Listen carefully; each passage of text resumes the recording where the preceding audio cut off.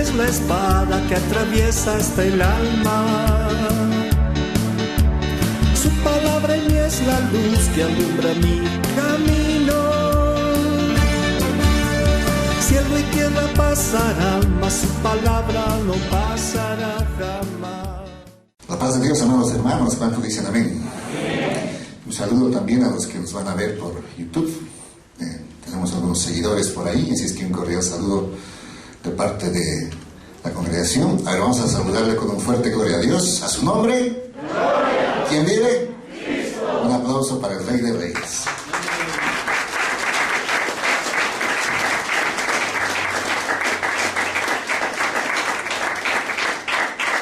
Mis queridos hermanos, por favor, abramos la Biblia en el libro de Gálatas, en el capítulo 6.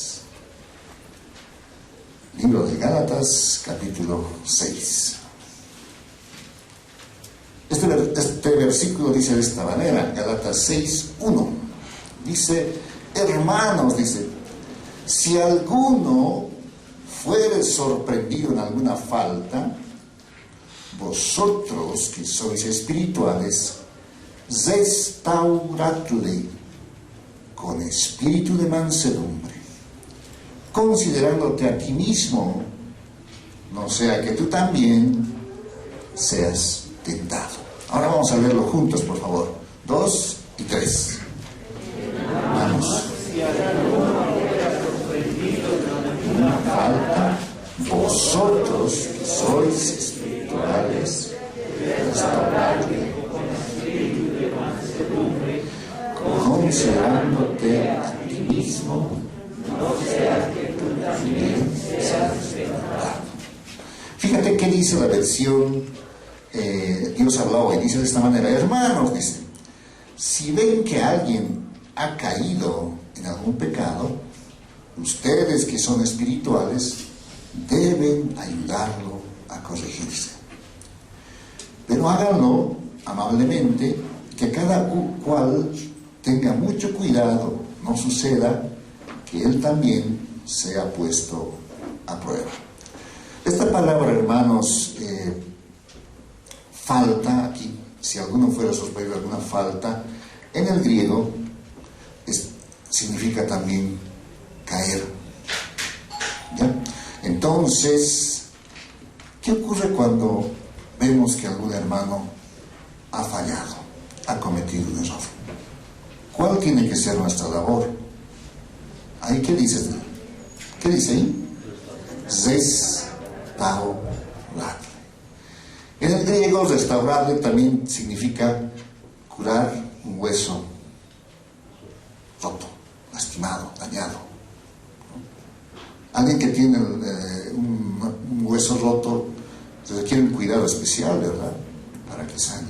Eso es restaurar, esa es la labor. Ahora, fíjate, aquí examinemos un poquito más este versículo. Dice así, hermanos, si alguno fuere sorprendido en alguna falta, dice, vosotros que sois espirituales, restauradle. Y aquí están dos características. ¿Cómo hay que restaurar a los hermanos? 1, con espíritu de mansedumbre. 2, considerándote a ti mismo. Porque recordemos, hermanos, que todos estamos hechos del mismo material, ¿verdad? Entonces las debilidades de uno también pueden ser nuestras debilidades. Entonces, al restaurar a los hermanos, tenemos que también ver que nosotros mismos, en algún momento, podemos atravesar situaciones de este tipo.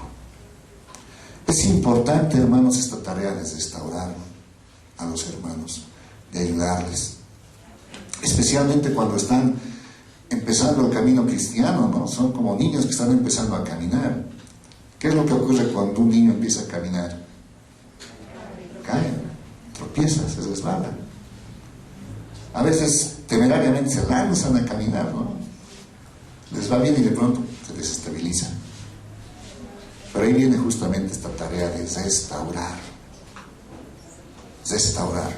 La palabra restaurar, según el diccionario, significa recuperar o recobrar, reparar o volver a poner algo en el estado o estimación que antes tenía. Eso es restaurarlo. Entonces, esa tarea, hermanos, también lo tenemos todos nosotros, ¿no? Fíjate que aquí no está diciendo este versículo, pastores, si alguno fuera sorprendido, no dice sino hermanos, decía toda la congregación. Si alguno fuera sorprendido en alguna falta, vosotros que sois espirituales, restauradle. ¿Cuánto dicen amén? Amén. Es una tarea que a veces requiere esa mansedumbre, ¿no? Y ese considerarnos a nosotros mismos. Quizá a veces hemos sido muy ásperos cuando alguien nos ha contado algún error, alguna falla, pero eso debemos cambiarlo, ¿no? Debemos dejar que la mansedumbre del Espíritu, la mansedumbre es parte del fruto del Espíritu, fluya a través de nosotros para restaurar las vidas. Fíjense, por ejemplo, cómo el Señor restaura a uno de sus colaboradores. Dentro de los 12 apóstoles que tenía el Señor, 3 eran bien allegados a Él. ¿Alguien me puede decir sus nombres? Número 1, Juan, ¿ya? ¿Otro? Pedro, muy bien. ¿Otro? Jacobo, muy bien. Pedro, Jacobo y Juan eran el círculo más estrechamente relacionado con Jesús. Pero dentro de estos 3, Pedro, Jacobo y Juan, el que ya, digamos, destacaba en todo, siempre fue Pedro. Imagínense, se acercaba ya el día en que Jesús iba a ir a la cruz del Calvario a dar su vida por nosotros. Y ese día en que iba a ser apresado, Jesús le da una advertencia a Pedro. ¿Qué le dice? A ver, vamos a Lucas 22:31. Juntos, vamos a Lucas. ¿Qué capítulo? 22. Versículo. Amén, hermanos. Qué bien.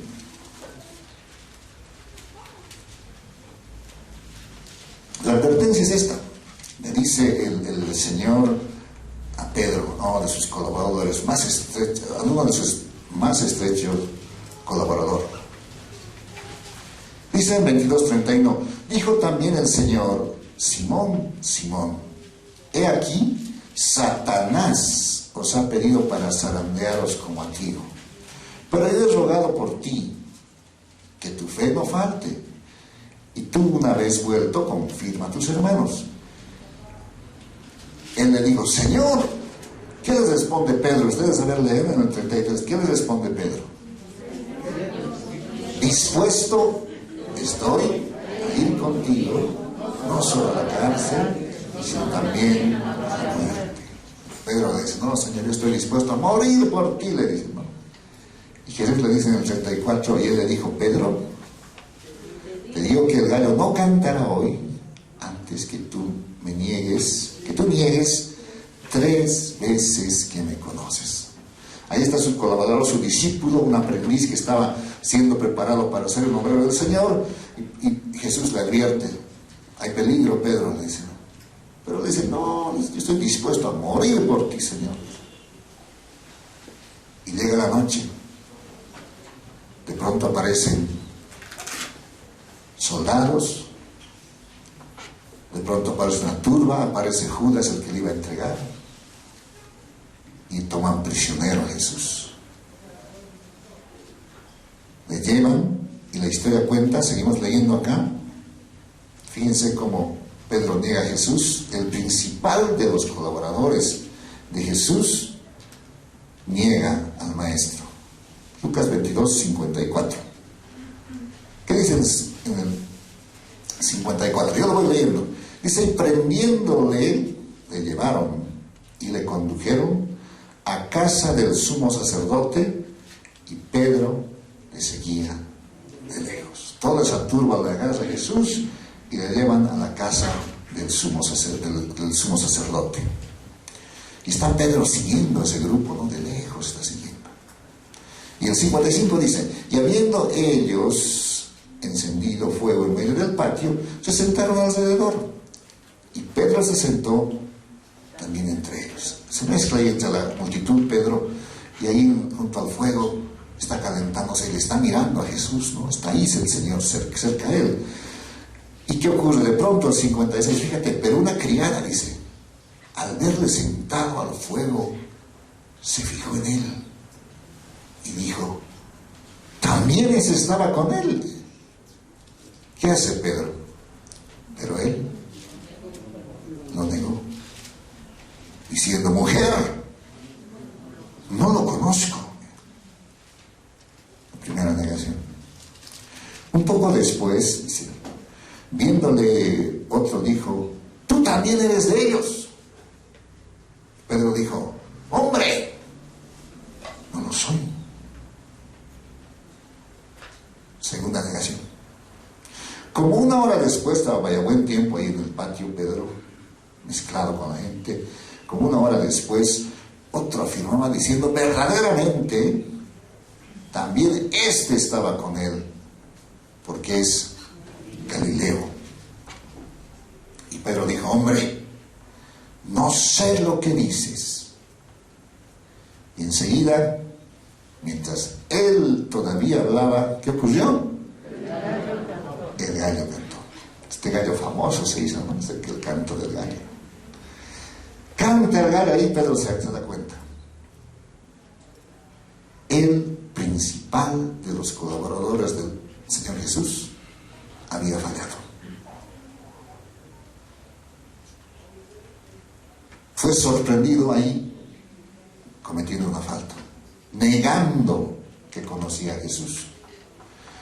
Ahora fíjate, esto siempre es un versículo bien tremendo, este 61. Dice, entonces, vuelto el Señor, ¿qué hizo Jesús? Miró a Pedro. Las miradas se encontraron. Pedro mira a su maestro. Y ahí Pedro se da cuenta que realmente ha cometido una grave falta.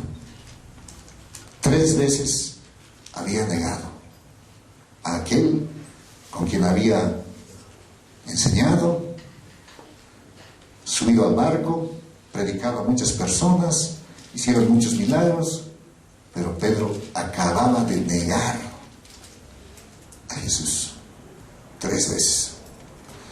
Entonces Jesús le mira, las miradas se cruzan.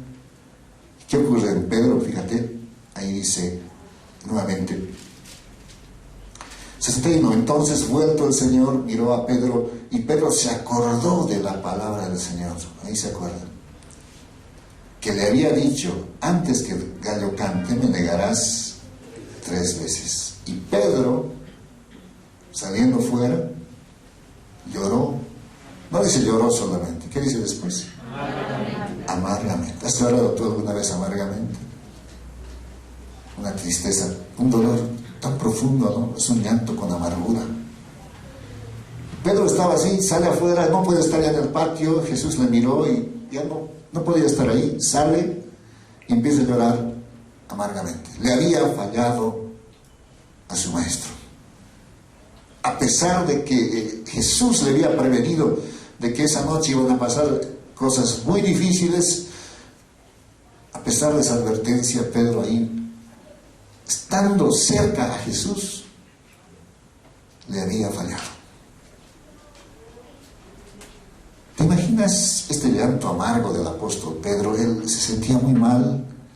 Tal vez en sus pensamientos decía, nunca más el maestro me va a recibir. Desde ahora ya estoy desechado por Jesús, ¿no? Quién sabe, muchísimos pensamientos le cruzaban en la mente, porque a partir de ese instante, si tú ves la historia, ya no vuelven a hablar Pedro y Jesús. Pedro se aleja, Jesús va a comparecer ante Herodes, ante Pilato, Herodes, Pilato, y finalmente le sentencian a muerte, y es llevado a la cruz. Y ya no hablan con Pedro. Pedro, que como tenía... ¿Te imaginas cómo se habrá sentido Pedro esos instantes? Entonces,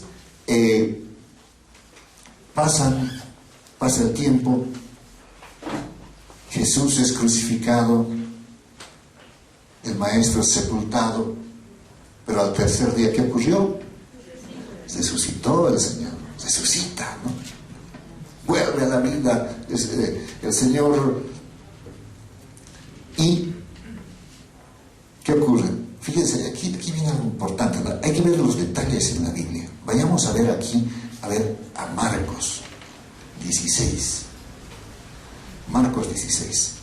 No se olviden de que Pedro está bien apesadumbrado, había llorado amargamente, no había vuelto a hablar con Jesús, ¿no? Aquí tenemos a un discípulo que ha sido sorprendido en una falta.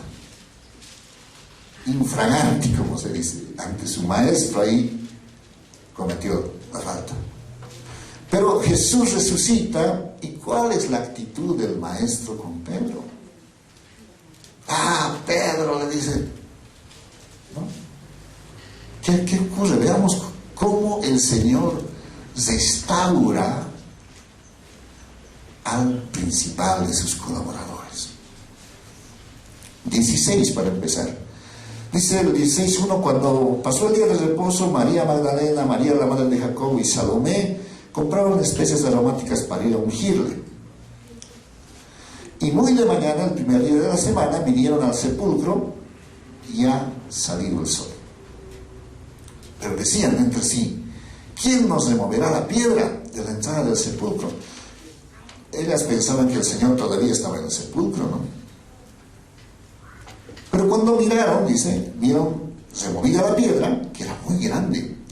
Y cuando entraron en el sepulcro, vieron a un joven sentado al lado derecho, cubierto de una larga ropa blanca, y se espantaron.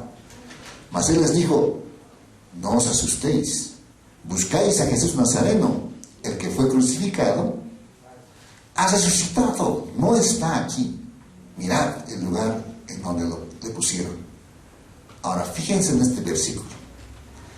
¿Qué encargo le dio el Señor a este ángel para que les dijera a las mujeres? Fíjense este versículo.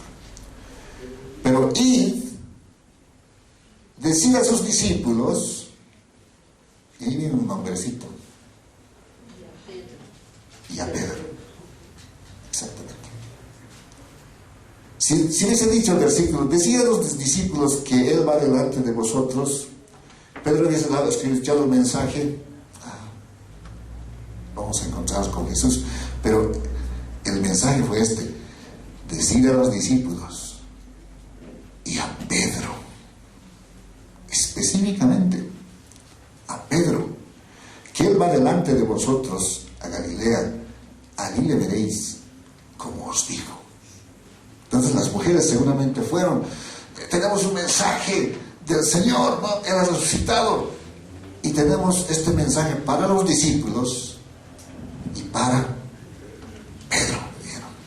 Ahí como que Pedro se sintió otra vez de que el maestro no le había desechado, hermanos, no le había dicho, bueno, tú ya dejas de ser de los 12 discípulos, has fallado tremendamente, si es que fuera. No hizo eso con Jesús, con Pedro quiero decir, perdón, sino le mandan mensaje específicamente a los discípulos y a Pedro. Y cuando se produce este encuentro, hermanos, en Galilea, ¿qué ocurre? Fíjense, Juan 21, vamos al libro de Juan. Estamos viendo cómo Jesús restaura, hermanos, a uno de sus colaboradores que había fallado. ¿Qué hizo este colaborador? ¿Cómo le falló al Señor? ¿Le negó cuántas veces? 3 veces. Tremenda falta, ¿no? No le conozco, digo, ¿no? Pero ¿qué ocurrió en Juan? Vayamos a ver Juan 21. Se encuentran nuevamente con Jesús, Juan 21:15, justamente en Galilea. Está en el mar de Galilea, y están comiendo ahí los discípulos con Jesús resucitado, ya está. Y nuevamente se miran con Jesús, se acerca Pedro, ahí están comiendo. Y fíjate cómo esto realmente es restaurar, hermano, fíjense. Juan 21:15 dice, cuando hubieron comido, Jesús dijo a Simón Pedro: Simón, hijo de Jonás, ¿qué le dice? ¿Me amas más que estos? Les respondió: sí, Señor, tú sabes que te amo. Él le dijo, ¿qué labor le delega a Pedro? Fíjate: apacienta mis corderos. O sea, del tremendo error que tuvo, Jesús nuevamente empieza a restaurarle y le empieza a delegar la tarea de pastorear las ovejas del Señor. Jesús ya había resucitado, él ya tenía que dejar la tierra, pero la labor de pastorear la deja a Pedro. Entonces, dice en el 16, ustedes me ayudan con el 16, por favor, hermanos. 16, 2 y 3.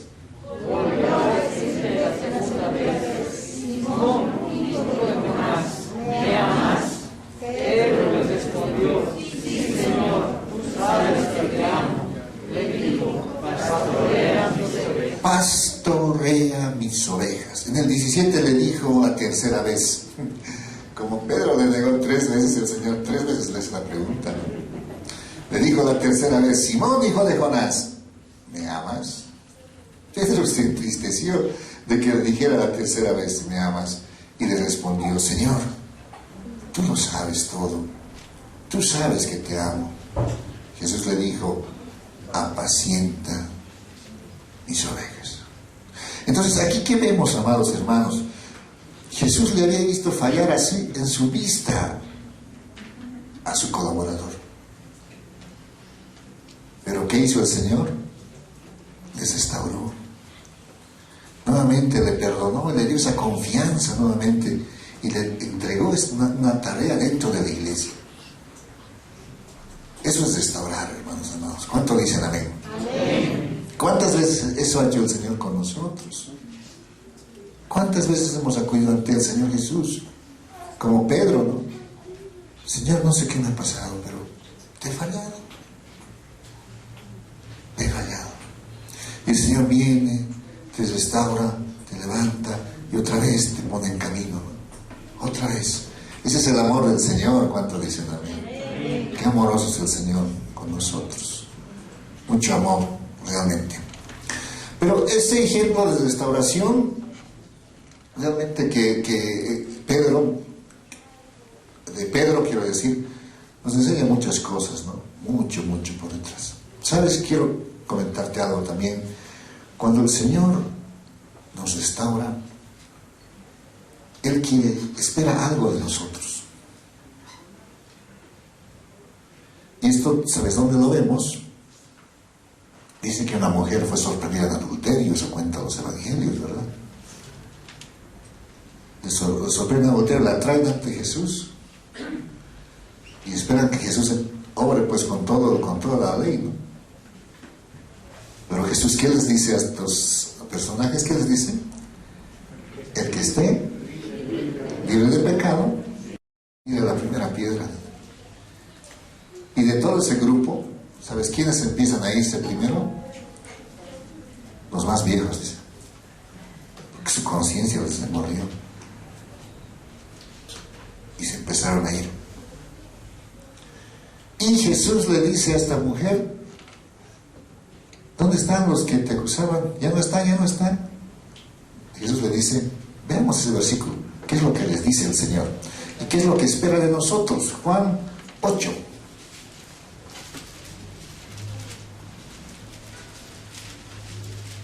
Y aquí viene lo importante, ¿no? ¿Qué es lo que espera el Señor cuando Él nos perdona, nos restaura? ¿Qué espera de nosotros? Juan 8:10, veamos el 10. 8:10 dice: enderezándose Jesús y no viendo a nadie, sino a la mujer, todos los acusadores se habían ido, ¿no? Le dijo: mujer, ¿dónde están los que te acusaban? Ninguno te condenó. Y el 11, a ver, ustedes leanlo por favor, 2 y 3. Ella dijo: ninguno, Señor. Entonces Jesús le dijo: ni yo te condeno, vete, no peques más. ¿Qué le dice el Señor? Vete y ¿qué? No ¿qué es más? Entonces, eso es lo que espera el Señor de nosotros cuando nos restaura. ¿Hemos fallado una vez? Sí. Pero el Señor querrá que sigamos así, de tumbo en tumbo. No. Dice, no, ya no hagas eso. Ya no hagas, apártate de eso. El mensaje es: vete y no peques más. Ese es el mensaje. Entonces, eso quiere el Señor, espera de nosotros, ¿no? Cuando nos restaura. Que ya digamos, hemos fallado. ¿Quién no falla, hermanos, a diario? Una mentira se nos sale, empezamos a juzgar a la gente, ¿no? Cometemos errores. En la casa a veces reaccionamos de una manera inadecuada, inapropiada, lastimamos con nuestras palabras, ofendemos a los demás. Todos.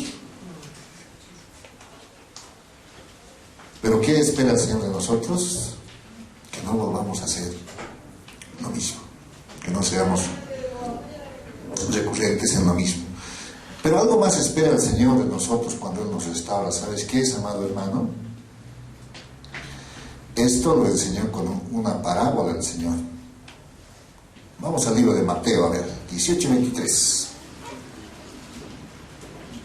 Esto lo conocemos, lo hemos leído varias veces, pero vamos a recordar. ¿Qué capítulo de Mateo dijimos? Muy bien, 18:23. En el 23 cuenta una parábola, un relato del Señor. Fíjense qué dice, a ver. Por lo cual, dice, el reino de los cielos es semejante a un rey que quiso hacer cuentas con sus siervos. Y comenzando a hacer cuentas, le fue presentado uno que le debía. ¿Cuánto le debía al rey? Ahora, aquí quiero que hagamos una relación, hermanos amados. El sueldo, el jornal que ganaba una persona en un día, en aquel tiempo del Nuevo Testamento, ¿sabes cuánto era? Un denario. Esa era la moneda. Tú trabajabas un día y te pagaban al final del día un denario. Ese era el jornal. ¿Ya? Ahora, esta persona dice que le debía al rey no 10,000 denarios, le debía 10,000 talentos. Ahora, un talento equivalía a 6,000 denarios. Si este siervo hubiese querido pagarle un solo talento al rey, tendría que haber trabajado 6,000 días. ¿Cuántos días tiene el año? 360. ¿Y cuántos días son 6,000? Hagan números, ¿no? Pero este siervo no solo le debía un talento. ¿Qué dice aquí al final del 24? ¿Cuánto le debía en realidad? 10,000 talentos. Entonces la multiplicación es 10,000 por los 6,000 denarios. ¿Y sabes cuánto le debía realmente este siervo al rey? 60 millones de denarios. Tenía que trabajar 60 millones de días. ¿Alguien vivirá ese tiempo? No. Una persona que vive 70 años, digamos que ha nacido y ha empezado a trabajar, lo cual no es cierto, pero suponiendo que fuese así, a sus 70 años tan solo ha vivido 25,550 días. En pocas palabras, este siervo no hubiese podido pagarle al rey nunca. Era una deuda impagable, vendiendo bienes, vendiendo cosas, una fortuna. Trabajando, de hecho, no alcanzaba. La vida misma no era suficiente como para pagar los 60 millones de denarios. Pero ¿qué ocurre? Fíjense en la historia. Dice en el versículo, ¿dónde estamos? 24. Y comenzando a hacer cuentas, le fue presentado uno que le debía 10,000 talentos. Ya saben que 10,000 talentos, 60 millones de denarios. A este dice, como no pudo pagar, ordenó su señor venderle, y a su mujer, e hijos, y todo lo que tenía, para que se le pagase la deuda. Entonces aquel siervo, dice, postrado le suplicaba diciendo: Señor, ¿cuál fue la súplica de este siervo? ¿Qué le dice? Ten paciencia conmigo. ¿Qué más le dice? Yo te lo pagaré todo. El Señor de aquel siervo, movido a misericordia, le soltó y le perdonó la deuda. Le perdonó una deuda de 60 millones de denarios. Le perdonó. Ahora, ¿qué creen que hace este personaje? Fíjense. 28. Pero saliendo aquel siervo, halló a uno de sus consiervos que le debía, ¿cuánto le debía? 100 denarios. 100 denarios. Eso es lo que su deudor le hubiese pagado con 100 días de trabajo, y ya estaba pagando esa deuda. Pero ¿qué hizo este hombre? Dice: y haciendo de él, le ahogaba diciendo: págame lo que me debes. Entonces su consiervo, postrándose a sus pies, le rogaba diciendo: ten paciencia conmigo, igual que lo que él había dicho al rey: ten paciencia conmigo y yo te lo pagaré todo. Mas él no quiso, sino fue y le echó en la cárcel hasta que pagase la deuda. Fíjense eso. A este criado le habían perdonado ¿cuántos denarios? 60 millones. Y él a su siervo, a su consiervo, que tan solo le debía 100 denarios, no quiso perdonar. Entonces, eso es, hermano, lo que nos enseña esta parábola. Dios quiere que, si nosotros nos ha perdonado tantas cosas, nosotros también usemos esa misericordia con los demás. Que no seamos jueces implacables, ¿no? Vemos que alguien falla, la mano dura, ¿no? A veces esto ocurre entre los mismos padres, ¿no? Alguien no es educado con mucha paciencia, pero ese alguien educa con una mano muy dura a sus hijos. Entonces, está cayendo en lo que cayó este siervo, ¿no? Con él fueron flexibles, pero él no quiere ser flexible con los demás. Luego dice acá en el 31: viendo sus consiervos lo que pasaba, se entristecieron mucho y fueron y refirieron a su señor todo lo que había pasado. Entonces, llamándole, su señor le dijo: siervo malvado, toda aquella deuda te perdoné porque me rogaste. 33, leemos juntos, por favor. El 33, juntos todos, participen, por favor, hermanos. 2 y 3. No debías también tener misericordia de tu siervo, como yo tuve misericordia de ti. Eso es lo que el Señor quiere enseñarnos, hermanos. Número 1, nos enseña de que si hemos fallado y nos restaura, el Señor dice: no peques más, no hagas lo mismo. Lo segundo es: yo he usado de misericordia contigo, usa también de misericordia con tus hermanos. ¿Cuánto dicen amén? Esto es importante, ¿no?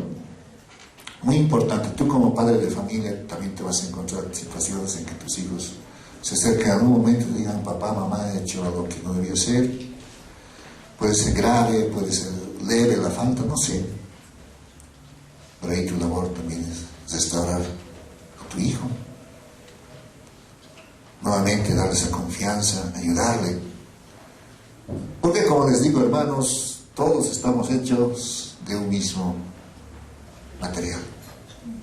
Las debilidades que uno tiene, hoy tal vez no las tengas, mañana puedes tenerlas. Entonces tenemos que ayudarnos. Pero no se olviden, estos dos aspectos son bien importantes, ¿no? Jesús te restaura, el Señor te restaura y te dice: no vuelvas a hacerlo, no lo hagas más.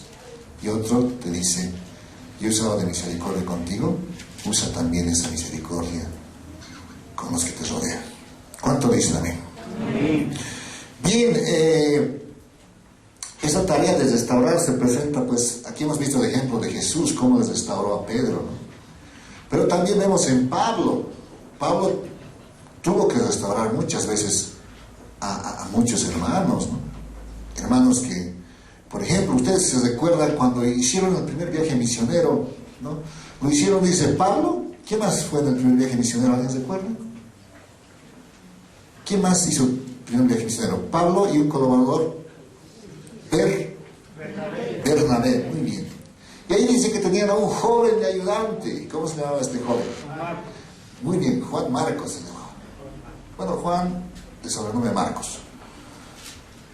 Y están haciendo el primer viaje misionero, todo lindo, ¿no? Están viajando y de pronto Juan Marcos dice, no, hasta aquí nomás yo los voy a acompañar, me estoy volviendo a Jerusalén.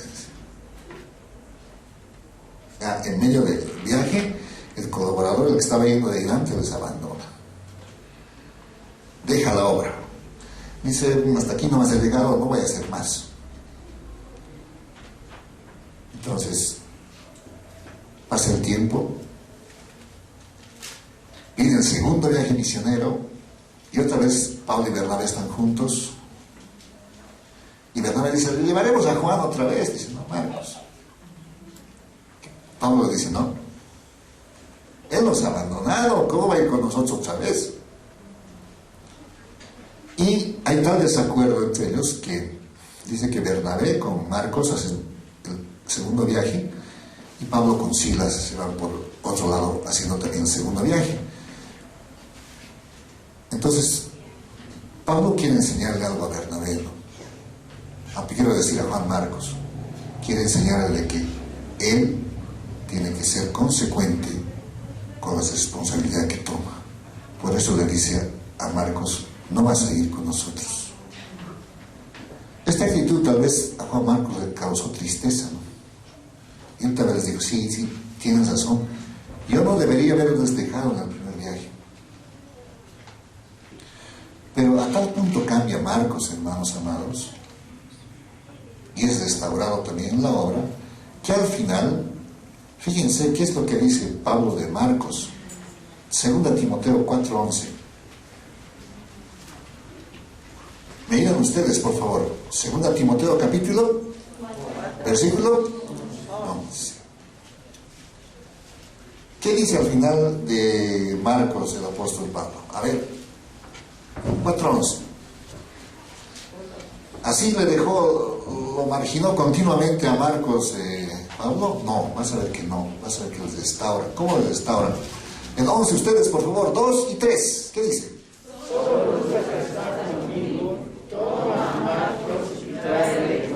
¿Por qué? Marcos me es útil para el ministerio. Fíjense cómo les restaura, a pesar de que Marcos les había fallado, ¿no? Pero nuevamente Pablo dice, ahora sí, Marcos es útil para el ministerio. Y en Filemón, a ver, 2 Timoteo, después de Tito, ahí está Filemón. Es un librito pequeño de una sola página casi, no, 2 páginas. Filemón 24. ¿Qué le llama aquí a Marcos el apóstol Pablo? Filemón 24, 2, 3.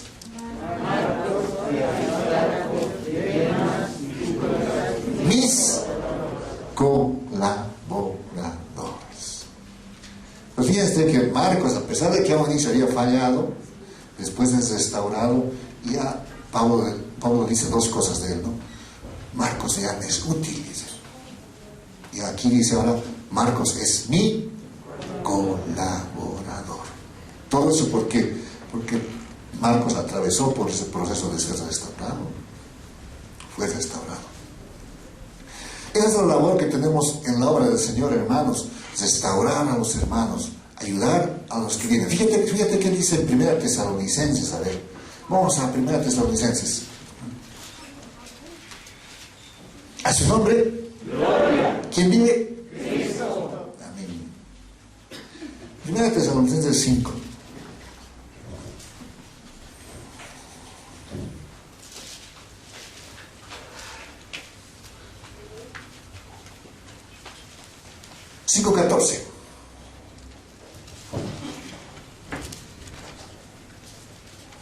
Vamos a leerlo todos juntos. 1 Tesalonicenses 5:14, 2 y 3. También os rogamos, hermanos, que amonestéis a los ociosos. Fíjate esto, que alentéis a los de poco ánimo, que sostengáis a los débiles, que seáis es para todos. Esto significa, hermanos, que en el pueblo del Señor hay también personas que a veces son de poco ánimo, tienden a desalentarse fácilmente. ¿Qué nos dice aquí la palabra? ¿Qué tenemos que hacer con ellos? Sostengáis a los débiles, sostenerlos, ayudarles, ¿no? Luego, ¿qué dice? Que alentéis a los de poco ánimo, dice. Hay que alentarles. Y a los débiles, ¿qué hay que hacer? Sostenerlos. Quién sabe, tú eres una ovejita fuerte, ¿no? Pasas nomás las dificultades. Pero hay ovejitas débiles. Hay ovejitas que se desalientan, que ven el camino difícil y se quieren desalentar. Ya no quieren continuar. Ahí, hermanos, nuestra labor es, como dice aquí la Biblia, alentar a los de poco ánimo. ¿Te has dado cuenta que por la pandemia muchos hermanos no están viniendo? Yo he hablado con algunos y algunos me han dicho, sí, nos estamos cuidando, hermano. Me dijo, no vamos a ir por este tiempo. Ya está bien. Pero, ¿se te ha ocurrido alguna vez llamar a algún hermano y decirle, ¿cómo estás, hermano? Esa también es nuestra labor como miembros del cuerpo de Cristo. Nuestra labor como miembros del cuerpo de Cristo es alentar a los de poco ánimo y sostener a los débiles. ¿Cuántos dicen amén? Amén. Entonces, pide al Señor, dile, Señor, ¿a quién quieres que llamen? Agarra tu teléfono, hermano, llámale y ve cómo está, dale palabras de aliento, de ánimo. ¿Cuántos dicen amén? Yo sé que todos no se pueden congregar por temas de salud, algunos han sido diagnosticados con enfermedades de base, tienen todavía esa susceptibilidad, esos temores. Sí, no sé. He hablado yo con algunos y me han expresado sus temores, sí. Pero tenemos que mantener esa relación, ¿no? El hecho de que no estén viniendo no significa que nos vamos a distanciar, sino siempre ver también por ellos. ¿Cuánto dicen amén? Bien, entonces, siguiendo con el tema, eso vimos en Juan Marcos, ¿no? Otro ejemplo también en el que Pablo restaura a una persona, se trata de un esclavo que se llamaba Onésimo. Onésimo, esclavo fugitivo, escapa de la casa de justamente Filemón. Se escapa y por el contexto de este libro parece que se roba cosas de la casa de Filemón. Y escapa, Pablo está prisionero en Roma, ¿no? Y de qué manera Filemón, o quiero decir, este Onésimo llega a la cárcel de Roma. Y ahí con Pablo se encuentran y Pablo le habla de Jesús, se convierte Onésimo y luego le escribe este libro de Filemón. Le dice, te estoy enviando a Onésimo. Y le dice algo más, si algo te debe, le dice, yo te voy a pagar, le dice Pablo, ¿no? Y de esa manera a Onésimo nos restaura. Fíjense esa tarea, ¿no? Porque Onésimo seguramente ya fugitivo, no tenía miedo de volver donde su amo, más todavía si le había llevado cosas, ¿no? En aquel tiempo a los esclavos que escapaban, el castigo era muy duro, ¿no? Hasta la muerte podían ser condenado a un esclavo fugitivo. Pero ahí Pablo le habla a Filemón y le dice, ¿no? Si algo te debe él, yo te lo voy a pagar, le dice. Dice, recíbele, ¿sabes cómo le dice? Como a mí mismo, recíbele. Eso es restaurar, ¿no? Volver a ponerle como estaba antes. Es una tarea que tenemos que hacer. Fíjense que en un momento también vamos a encontrar esto, ¿no? Santiago 5:19, a ver, vamos a Santiago. Ya casi para llegar al final de nuestra enseñanza. Santiago.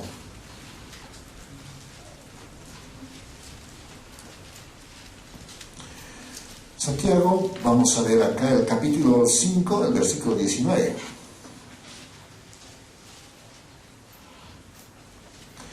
Leemos juntos el 19 y el 20, 2 y 3.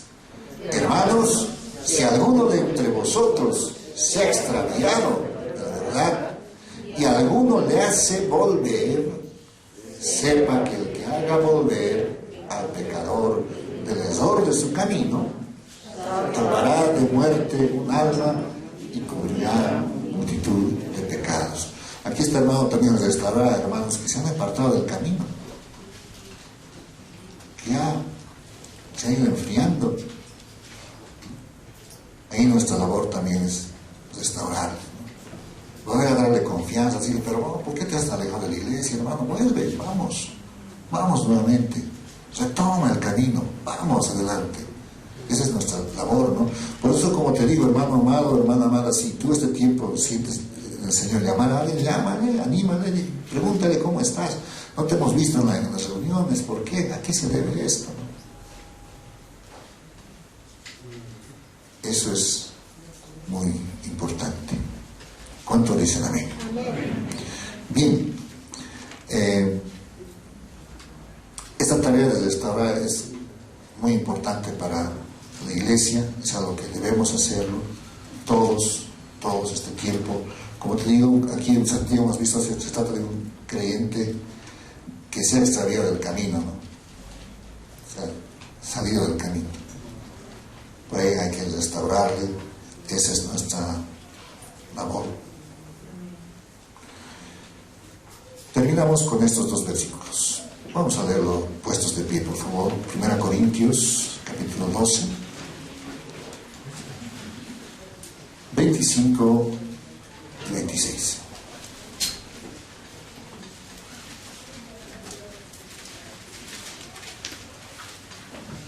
Corintios capítulo 12, 25 y 26.